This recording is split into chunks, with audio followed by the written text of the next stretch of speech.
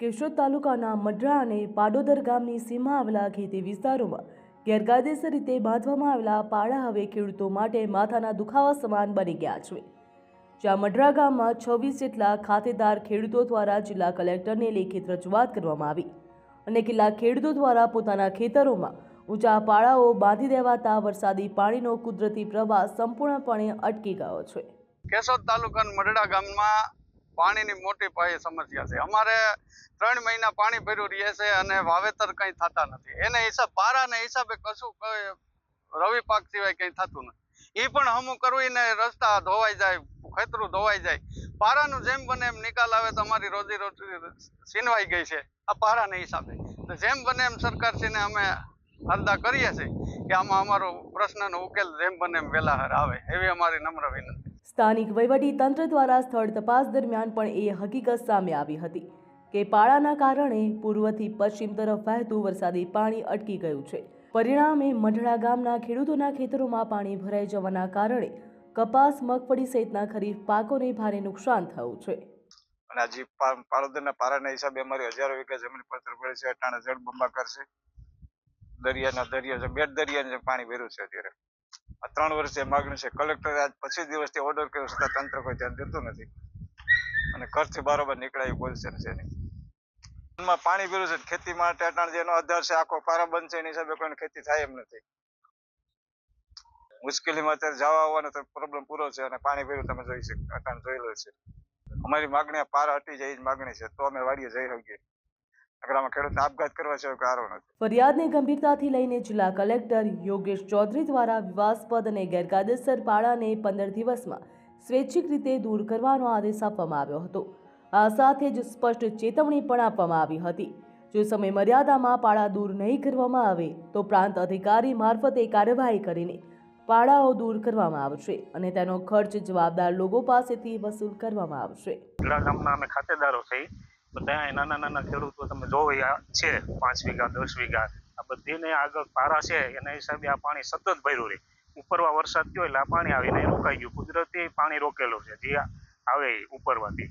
તો હવે આ પાણી એમનું ભર્યું જ રહે મહિનો 15-20 દી। આના અંદર વાવેતર અમુકે કરેલો હતું કપાસ મગફળીની તો હવે વહી ગઈ પૂરવા વધારે વરસાદ થયો હતી, થોડો વરસાદ થયો હોય તો નભે, બાકી હજી આ પાણી ભર્યું રહે, કેટલો ટાઈમ ભર્યું રહે, પાછો વરસાદ થાય તો ભર્યું જ રહે છે। શિયાળુ પાકમાં આ પાણી નડતરરૂપ થાય છે કારણ કે ઉપર ડેમ જ છે, તમે જોવો છો ઉપર પારા જેમ ડેમ। હવે વહેલી તકે કલેક્ટર સાહેબે હુકમ કરી દીધો છે છતાંય મામલતદાર છે કે અહીં કેશોદની કોઈ તંત્ર હલતું નથી, નોટિસો આપે ઓલું કરે ને એવું બધું આપી રાખે છે, પારા કોઈ ફોરવામાં આવતું નથી। એના કારણે અમારે આ બધી હાલાકી ભોગવવી પડે। અહીં બધા રહેવાસી છે પણ અત્યારે ગામ બધા છોડીને ગામમાં રહેવા વયા ગયા છે, માલ ઢોર બધું લઈને એવું છે। આગળ અમે હજી આગળ કાર્યવાહી કરશું। અમારે જે ભાવેશભાઈ છે એ કહે છે ઉપવાસ આંદોલન ઉપર બેસવાનું છે, ટૂંક સમયમાં હવે આગળ એ કાર્યવાહી કરવામાં આવશે જો નહીં કરે તો। જો કે જિલ્લા કલેક્ટરના આદેશ બાદ પણ સ્થાનિક સ્તરે કોઈ પણ અસરકારક અમલવારી ન થતાં ખેડૂતોમાં ભારે રોષ જોવા મળ્યો તો બીજી તરફ કેશોદ પંથકમાં છેલ્લા 3 દિવસમાં સરેરાશ 15 ઇંચ જેટલો વરસાદ નોંધાતા અસરગ્રસ્ત ખેડૂતોના ખેતરો પાણીમાં ગરકાવ થઈ ગયા। આપ જે મારી પાછળ જોઈ રહ્યા છો આ કૃત્રિમ પાણી છે, આ કોઈ નદી નાળા કે તળાવ નથી। આ ખેડૂતો દ્વારા ઊભા કરવામાં આવેલા પાડા જે આપને નજરે દેખાય છે આ પાડાઓ છે આ ખેડૂતો દ્વારા જ કરેલા છે। અમે તંત્રને હજુ અનેકવાર રજૂઆતો કરેલી છે। છેલ્લા અમે 3 થી 4 વર્ષથી કન્ટિન્યુ સતત અમે આની પાછળ પ્રયાસ કરીએ છીએ। છેલ્લે અમને તારીખ 9/6/2026 ના રોજ કલેક્ટર સાહેબ જુનાગઢે અમને આ પાડા તોડવાનો હુકમ કરી દીધો। તેના માટે અધિકૃત કેશોદ નાયબ કલેક્ટર સાહેબને અધિકૃત કર્યા છે। અમે નાયબ કલેક્ટર સાહેબને પણ આજથી આ 15 દિવસમાં કે 25 દિવસમાં અમે સાહેબને 5 વાર ત્યાં અમે ડેપ્યુટી કલેક્ટર ઓફિસે રૂબરૂ ગયા, એમાંથી સાહેબ અમને એક વાર ભેગા થયા છે। અમે ત્યાં લેખિતમાં પણ આપેલું છે કે સાહેબ તમે અમારું જુઓ, આ મારે એકનું ખેતર નથી, આવી હજારો વીઘા જમીનો છે પણ તંત્રના પેટમાં પાણી નથી હાલતી। અમે અસંખ્ય ધક્કા ખાધા, અમે સાહેબને રજૂઆત કરી કે સાહેબ તમે જુઓ કે ખેડૂતોની શું હાલત છે, શું પરિસ્થિતિ છે, અહીંયા વાડીએ પહોંચાય એમ છે નહીં। 16 કલાકે પાણી ઉતર્યું ત્યારે અલ્લાહ તોફાએ મહા મહેનતે આ વાડીએ પહોંચાડવું છે, બરાબર છે। આપ સાહેબ તંત્ર એકવાર અહીં રૂબરૂ આવી અને સ્થળ તપાસ કરો તો આપણને ખ્યાલ આવે કે ખેડૂતની સત્ય હકીકત ઘટના શું છે। અને તંત્રના પેટમાં શું કામે કયા કારણોસર પાણી નથી હલતું તે આટલી હદે હેરાન થાય છે. ખેડૂતોની જમીન બરબાદ થઈ જાય છે, વાવેતર થઈ શકે એમ છે નહીં. સાહેબ આમાં કઈ સંજોગે કે દિવસે આમાં વાવેતર થઈ શકશે?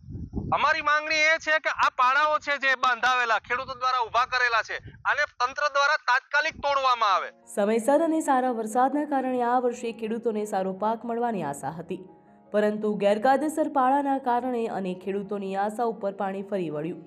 તો હવે પ્રશ્ન ઊભો થાય છે કે જિલ્લા કલેક્ટરના આદેશનું પાલન કરવા માટે સ્થાનિક તંત્ર ક્યારે કાર્યવાહી કરશે? હાલ અસરગ્રસ્ત ખેડૂતો સ્થાનિક તંત્ર સામે કાર્યવાહી કરવાની માંગ ઉઠાવી રહ્યા છે. હવે જોવાનું એ રહેશે કે કેશોદ પ્રાંત અધિકારી અને મામલતદાર કચેરી ભૂમાફિયાઓ સામે કડક કાર્યવાહી કરે છે કે પછી ખેડૂતોએ હજુ પણ રાહ જોવી પડશે. બ્યુરો રિપોર્ટ, ગ્રોથ નાવ ન્યૂઝ.